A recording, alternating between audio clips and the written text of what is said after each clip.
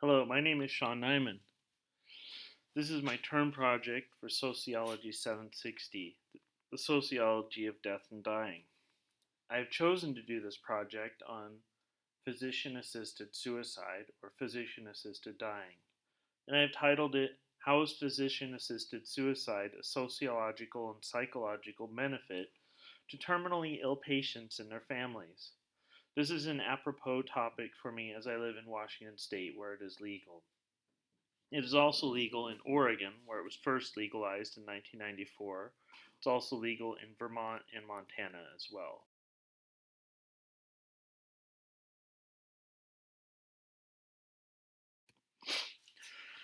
This photo is of Cody Curtis. She was the main figure in the documentary How to Die in Oregon.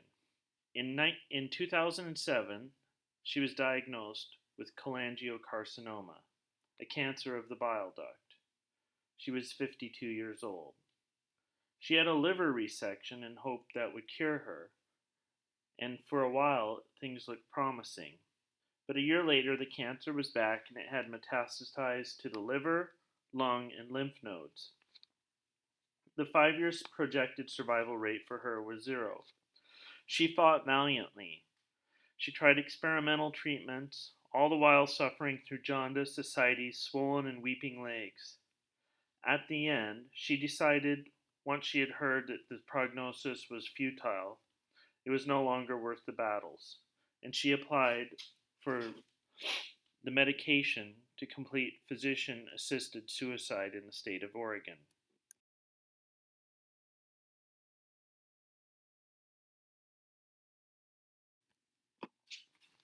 From 1990 to 2010, the global average of deaths rose from 59 to 70. That's the age of death. Longer lives mean more health problems and possibly years of pain, disability, mental distress, lingering terminal illnesses. There will also be increased deaths from cancer, hypertension, and lung problems as people live longer. Life expectancy is increasing. People are living longer. This is due to advances in medicine. The elderly are succumbing to frailty at the end of their lives as trajectories of death become less severe. Often, they hang on until organ failure or terminal conditions take over. More people are outliving the physical limitations of their body. The mind is sound, but their body is weak. Or vice versa. Their body is sound, but their mind is weak. In many instances, this situation makes a person feel trapped in their own body, unable to escape a painful demise.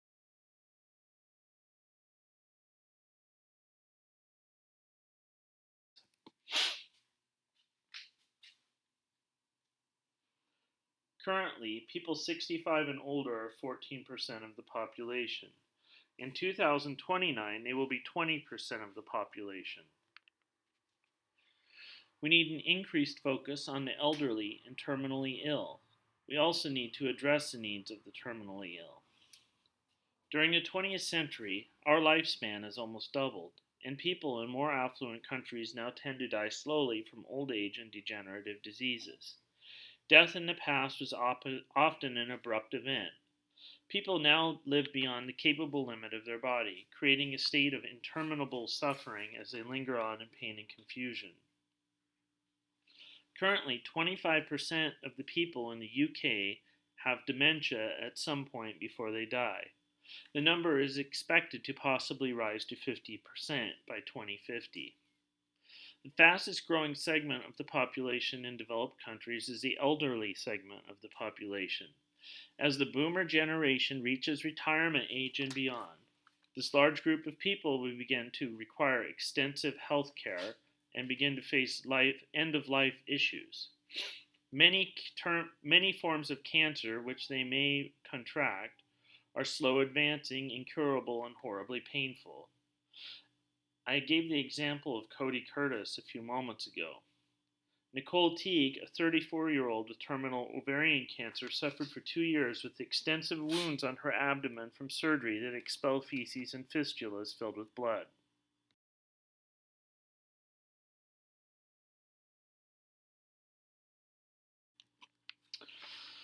So, some people will think, well, we can't euthanize our elderly. Euthanasia became a common practice in Nazi Germany as the Third Reich eliminated the non productive portions of the population. Once this was socially accepted, and Hitler knew he could get away with it, then they began the Holocaust as they began to euthanize Jews. Safeguards are in place to prevent this, and quite frankly, it's quite a large step. What we're talking about is it is not euthanasia. Euthanasia is the act of killing someone who is very sick or injured to prevent more suffering. Euthanasia may be committed with or without the consent of the person being euthanized. This does not necessarily represent a voluntary act. Physician-assisted suicide is an option requested by a mentally stable, terminally ill individual with clear mind and whom is making a conscious choice to end their life to prevent continued suffering.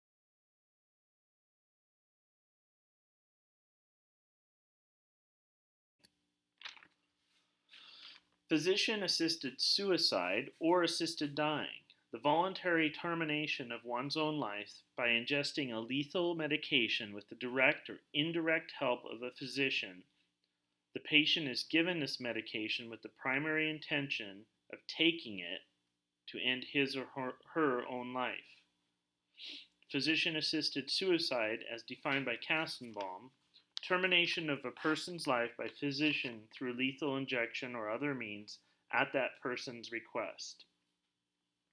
The physician prescribes the medication and a pharmacy provides instructions how to mix and ingest the medication, which is usually prepared by the patient or family member or friend. The most common medication is secobarbital, sometimes referred to as Seconal.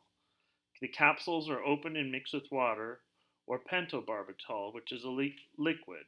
Neither preparation tastes good, but they are not painful or unpleasant.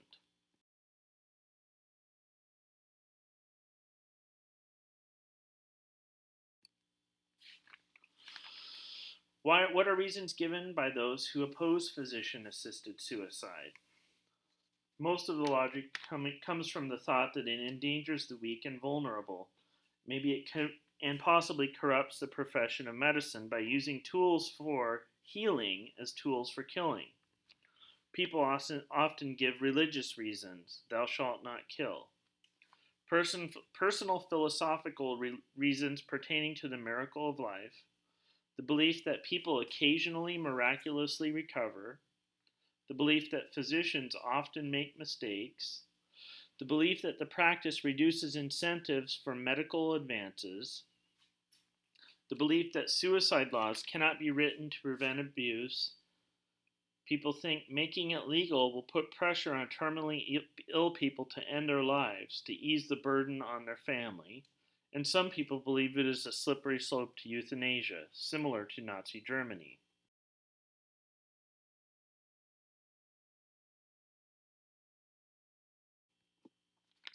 The benefits to assisted dying are many. It is compassionate for the patient. It gives them an avenue to end suffering or end the suffering before it becomes too extreme. It is compassionate to the families of the suffering. Families and medical practitioners can be deeply traumatized when a loved one or patient begs for relief and none can be given. It allows for planning a time and place for everyone to be together for a final goodbye. It gives a dying person a sense of control and comfort, even if they do not exercise that option. Palliative care, in itself, cannot end all suffering. There is some suffering that only death can cure. In many cases, people will still attempt to do themselves in or commit suicide by other means, with potential botches and worsening conditions if they survive.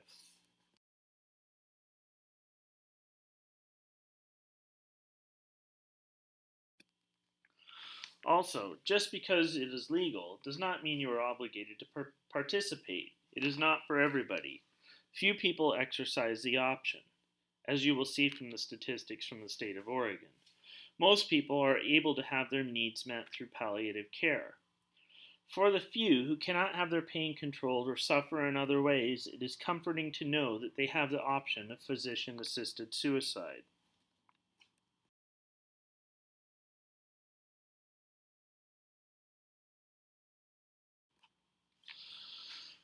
In 2008, Initiative 1000 in Washington State, the Death with Dignity Act. It passed 58% to 42%. It was modeled after Oregon Measure 16 that was passed in 1994. The measure would permit terminally ill, competent adult Washington residents who are medically predicted to have 6 months or less to live to request and self-administer lethal medication prescribed by a physician.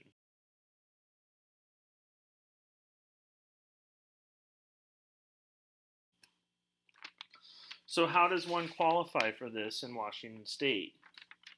A patient must be a valid resident of Washington State. They need to have lived there for at least 6 months and either own land or be registered to vote in the state. Patients must have 6 months or less to live. They must be deemed mentally competent to make this decision. Must be referred to a consulting physician to confirm the terminal diagnosis and that patient is competent to make this decision. Alternative measures must be offered to the patient. They must be given informed consent regarding the medications and given written consent with at least 2 witnesses, one of which is not a family member.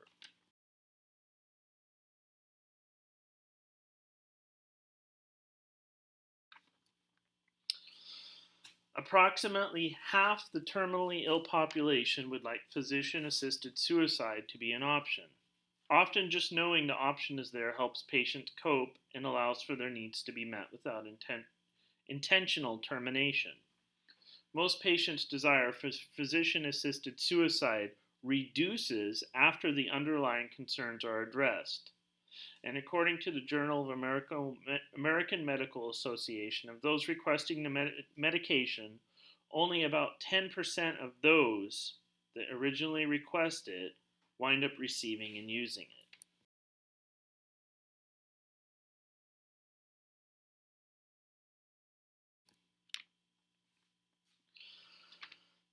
As one patient said, it's comforting to know that if I have the medication, I don't have to go through any more bureaucracy. The medication is here if I decide it's necessary, and that is comforting in itself. This slide shows some statistics that have accumulated since physician-assisted suicide started to become an active process in Oregon in 1998. It was passed in 1994, but it was blocked until 1997 after a court case. Overall, 64% of the people who were given prescriptions used them, which was fairly consistent from year to year. It was between 60 and 70%. 78% of the time, these people were suffering from cancer. 89% were enrolled in hospice, and in a survey, 90% of them said loss of autonomy was a consistent reason for applying for the prescription.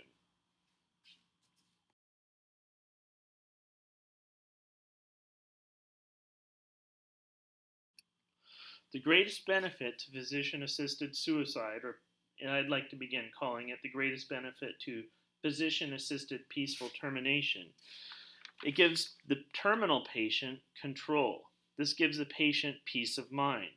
What this means is now the patient controls their own destiny. And if they wish, they can end their suffering on their own terms. They can make arrangements for their friends and family to be there if they choose. They can choose the location for their final moments. They can choose the time of day for peaceful termination. The result of all of this is a better quality of life and a better quality of death.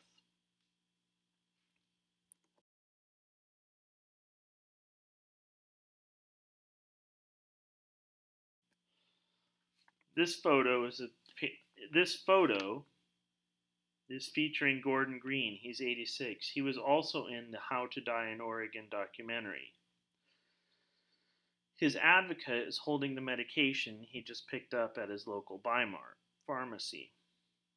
As he says, he hopes it stays in the drawer, but if I get racked up or get worse, I'm not going to stay that way for very long. He remembers both of his parents suffering at the end of their lives.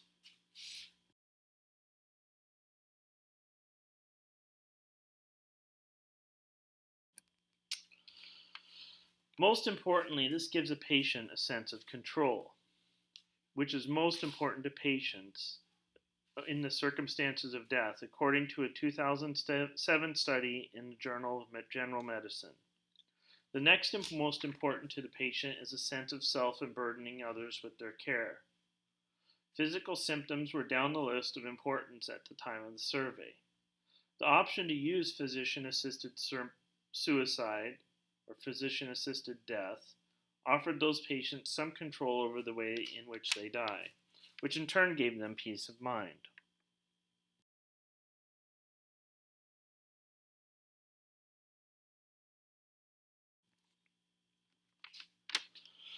Let's start calling it physician-assisted peaceful termination.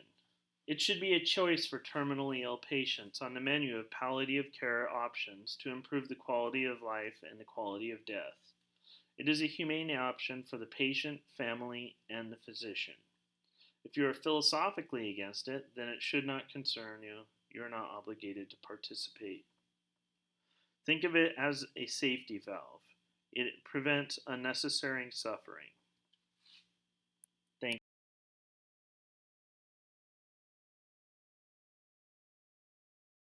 you.